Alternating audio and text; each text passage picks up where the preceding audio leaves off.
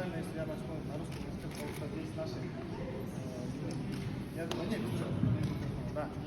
Я думаю, для меня огромная честь среди таких известных, среди таких школонных борцов проводить мастер-класс. И мы сегодня покажем все самые интересные приемы. И я думаю, ответим на ваши вопросы, на ваши интересные вопросы искренне, самое главное. Я готов.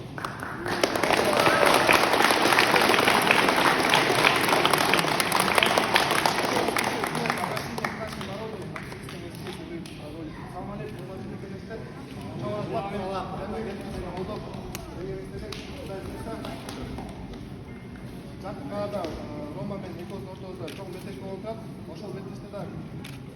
Hrvatski dokumentar stane. Odmah tu možda